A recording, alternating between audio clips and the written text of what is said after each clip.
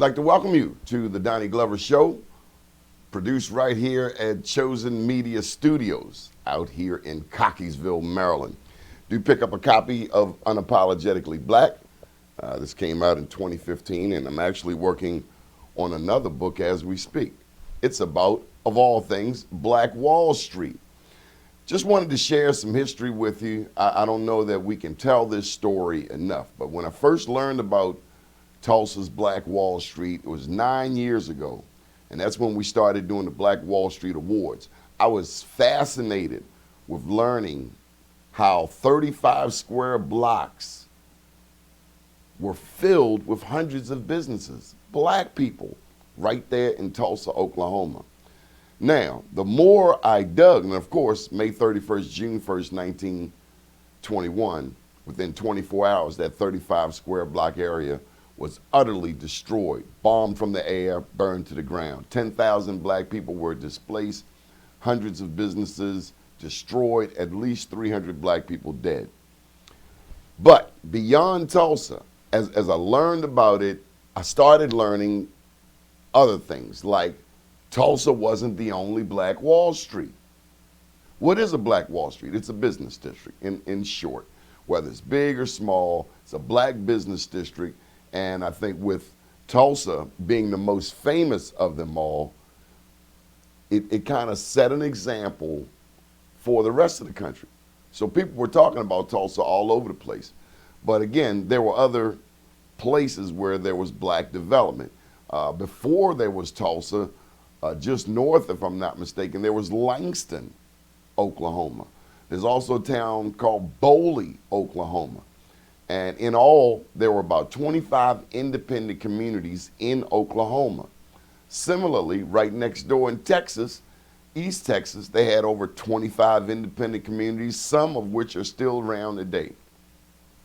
So you should also know that two other Black Wall Streets are well known. Durham, North Carolina, made famous by North Carolina Mutual Life Insurance, and also Richmond, a place called Jackson Ward. We did a Black Wall Street Awards down there last year. And there is where Maggie Lena Walker was the queen of the day. And she, especially, I want all of the women to know this, all of the ladies, all of the girls. Maggie Lena Walker, a black woman, was the first woman to open a bank in America.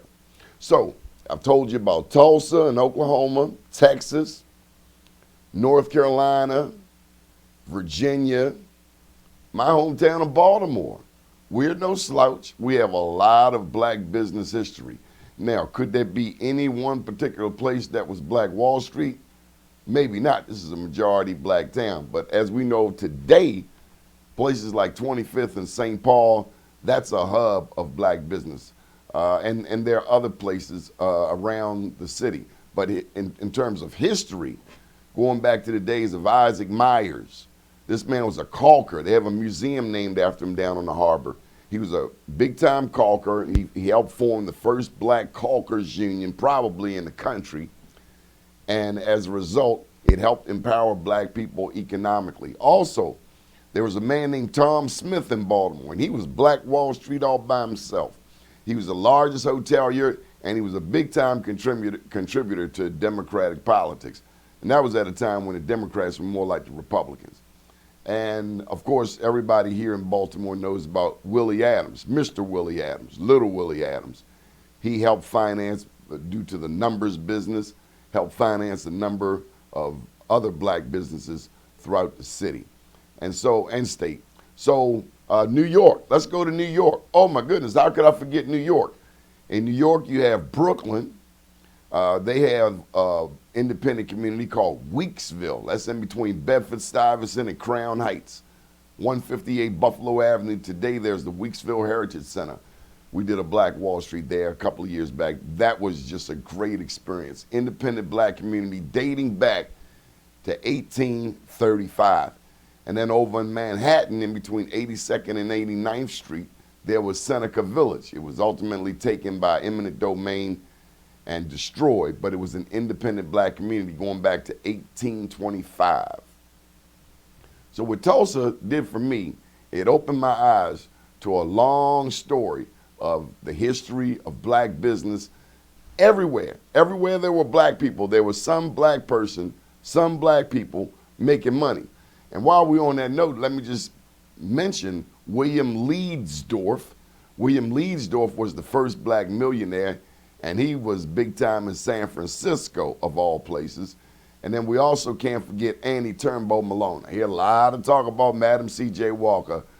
Well, personally, I'm a fan of Annie Turnbow Malone. She's the one that mentored Madam C.J. Walker. She was a millionaire. She was just quiet about it. And I think Madam C.J. Walker probably mastered the marketing, especially if she made, in her time in dealing with big cities. But Annie Turnbow Malone, phenomenal. They still have a parade in her honor in St. Louis, and she built a number of schools around the country. So we're going to take a bit of a pause and come back on the other side and talk with our guest for today. No group in America has been more harmed than African Americans. No group. No group. Look how much African American communities have suffered. You're living in poverty. Your schools are no good. You have no jobs. 58% of your youth is unemployed. What the hell do you have to lose by trying something new? Are you guys ready for something new? Are you guys ready to make that change? I'm so honored and so blessed and so hopeful to be a part of $1 Trillion Strong. So the goal here is to educate 1 million African American families. That is the unity that we're going for. The wealth is one. We're gonna grow together so that your grandchildren are already set up. So with 1 million families, then I can go and bless another 1 million families. You can go and bless another 1 million families. Then those can bless another 1 million families. And that's how we spread this wealth and this knowledge. Let's set the next generations up. Let's throw away generational curses and let's start generational wealth. We are the ones we've been waiting for.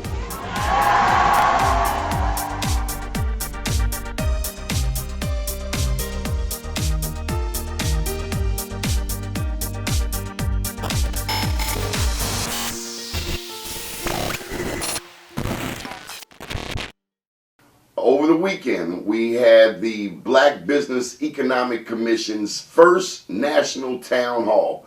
And this young lady has emerged as, if you ask me, a national leader. Tasmia, welcome to the show.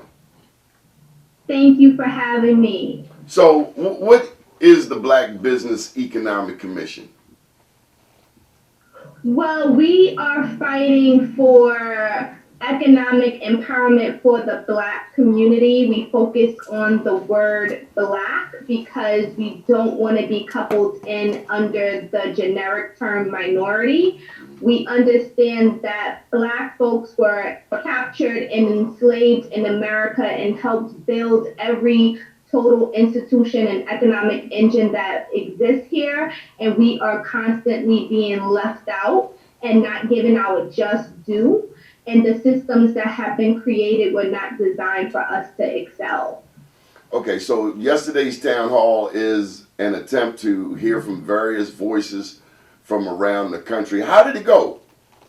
From your perspective, how did the town go? It went really well. We had dynamic conversation around Black businesses and the state of Black businesses and how we need to work together as a community and a collective in order to get our voices heard and to actually impact change in a meaningful way. So I think it went well. Now I have to say this, and I'm not trying to throw you under the bus, but at 33 years old, you have made some very keen observations. Yesterday, you and I were talking about generational technological nuances.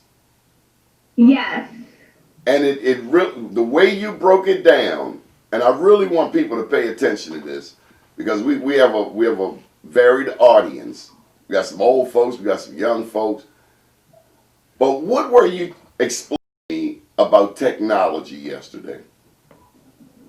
Well, what I was explaining is that if we look at how we engage with technology just in general, and so I gave the example of music, and so my parents' generation are considered baby boomers, and they totally are into vinyl and records. And my brother's generation was grew up on like cassette tapes. I grew up on CDs and some cassette tapes, but my nieces and nephews grew up on MP3 players, and just the way, and then now my youngest nephew is growing up with streaming music. He knows nothing about records and CDs and cassettes or any of that stuff. He thinks that you just go on Spotify or YouTube and listen to whatever you want. And so if we just start thinking about how we engage with technology and how it impacts the generation, at some point we were the new generation. You know, now the newest generation are the Gen Zers, which gets confused oftentimes with millennials.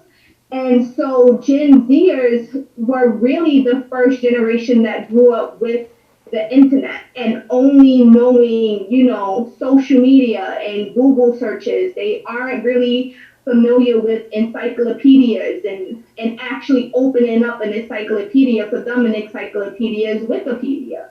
And so how we understand technology also impacts how we communicate or don't communicate with intergenerational folks. In other words, old people have to learn to speak, older people have to learn to speak younger people's language, and a part of that is maybe engaging in their way of listening to music. I mean, where are we going with this?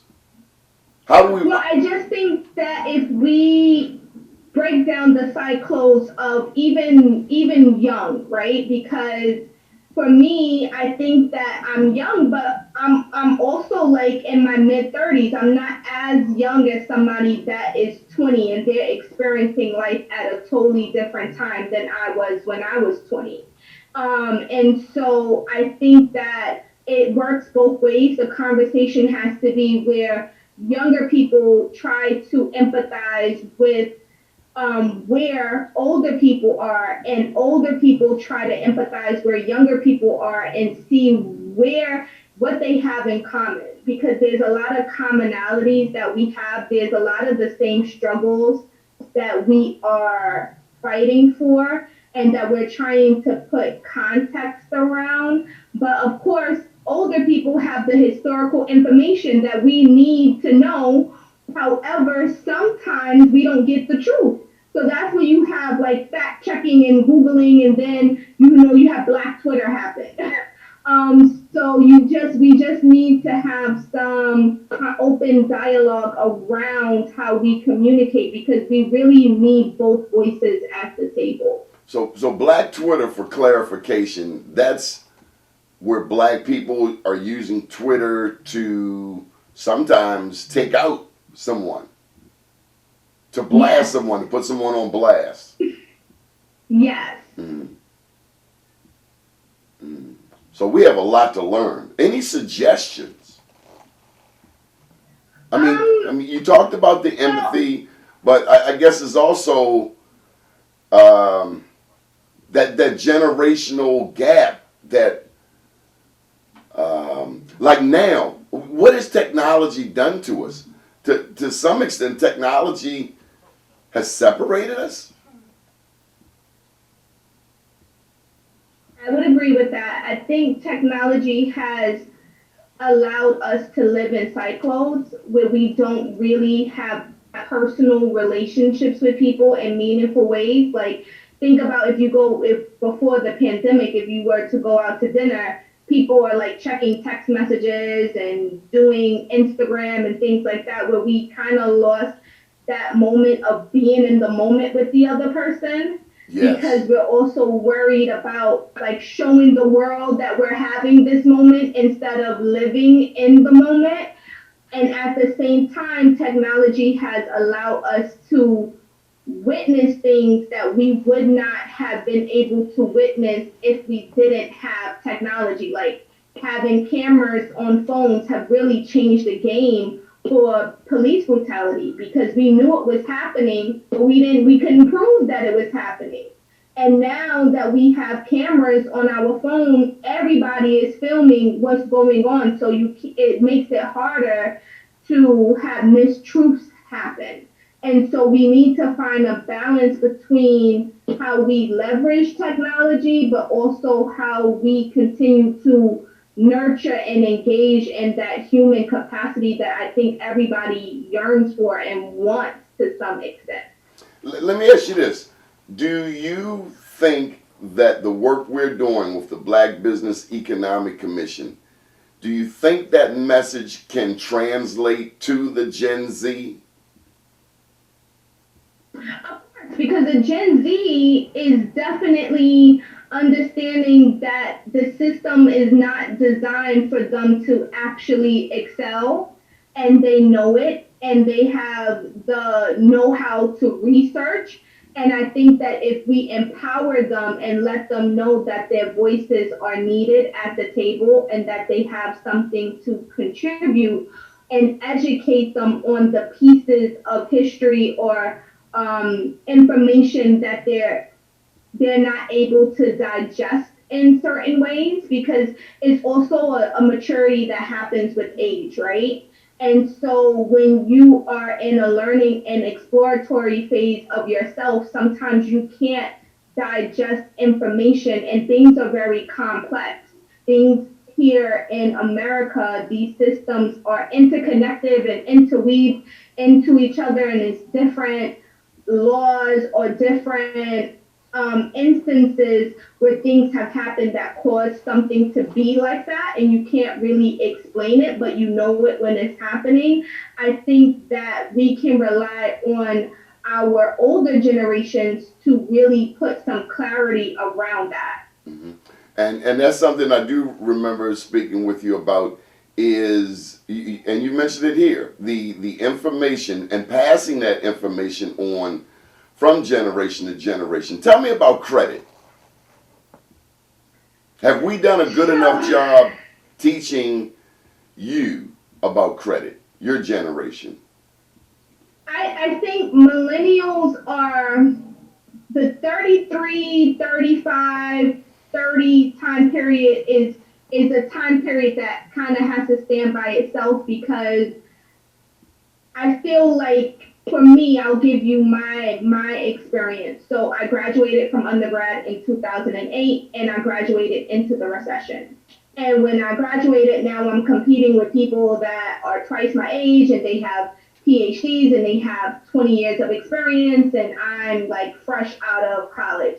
So I struggled a little bit to find my ground. And then when I finally found it and I got kind of into what work is supposed to be, I was late to the party as far as having what my parents would have considered assets, right? Because it just took me a longer time because I lost some ground. And then now, years later, now we're in this global pandemic, and now it's almost like, dang, I have to start all over again. So there's a frustration that's happening with folks that graduated during that time period.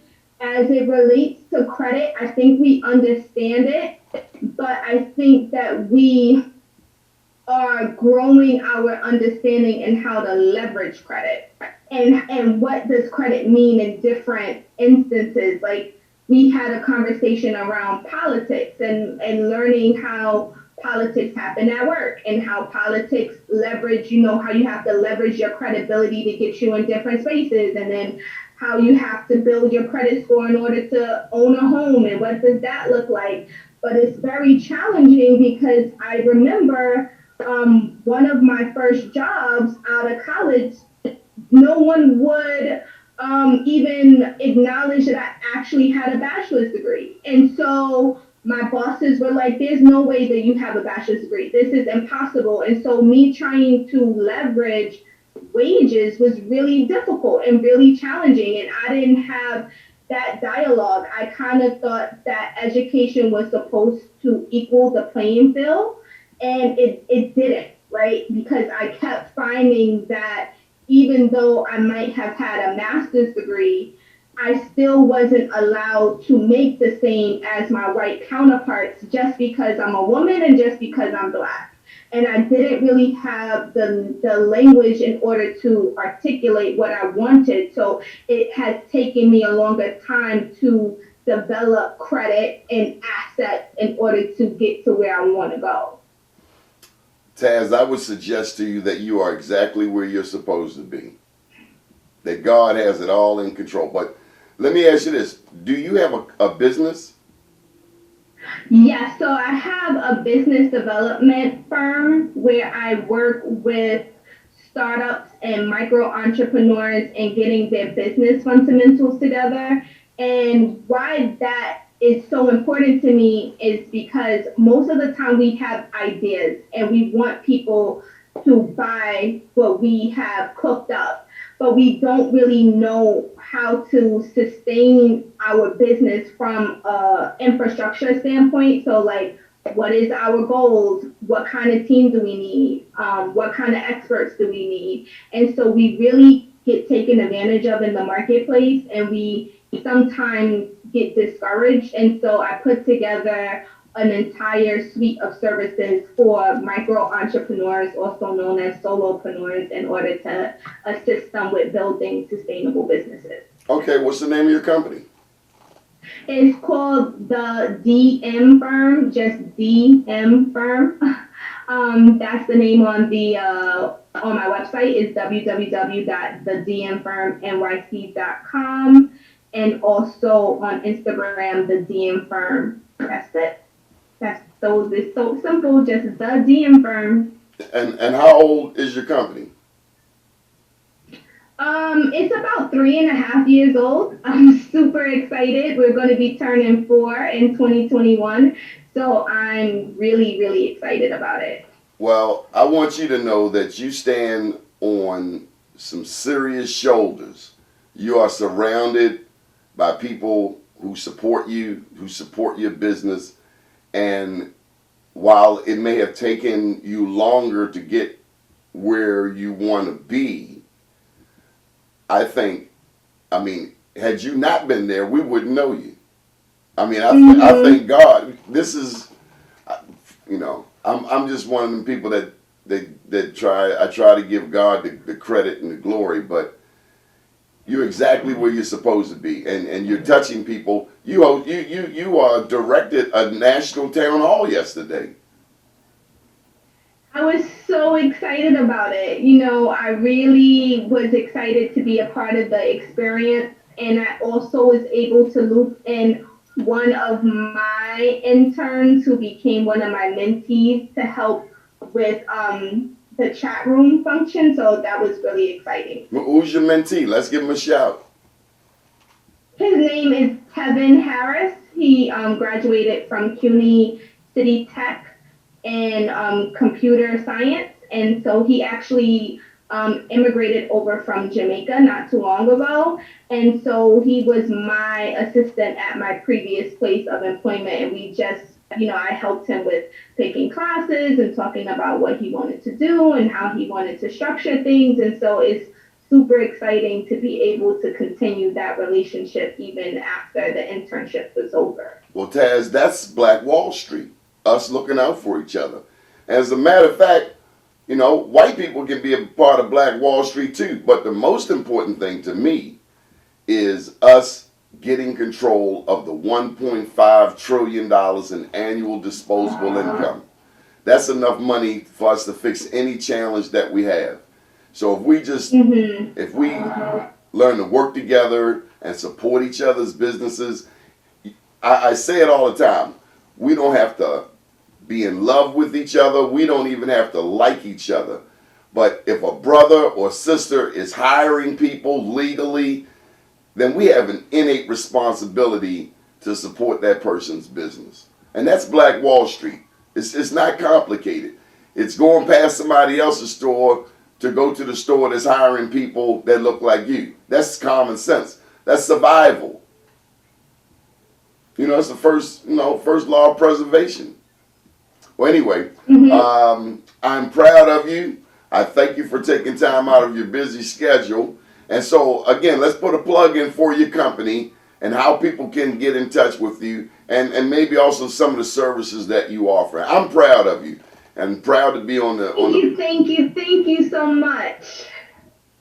Okay, so you can definitely find me on www.thedmfirmnyc.com, on Instagram at thedmfirm, or you can email me at info@thedmfirmnyc.com. Right now I'm running a Jumpstart workshop series that is really giving you the soup to nuts on business planning. And I also bring in experts. I do some business coaching. I do some one-on-one work. And so you can definitely reach out to me. Feel free to shoot me an email. Watch my YouTube videos on Instagram. I link them to my YouTube channel. So you can definitely watch some videos on Instagram and just leave me a comment and I'll respond back. Good deal. And the most important thing I want for you is, as you grow and as your circle expands, as your influence grows, just keep on passing the ball to people like Tevin and make sure he knows he has to pass the ball. I will definitely do that. Good deal. Thank you for joining us today, Tasmir. And we have a Black Wall Street award that we will be putting in your hand momentarily. Thank you so much. It's an honor. Thank you very much for joining us. You've been watching the Donnie Glover Show. Stay tuned.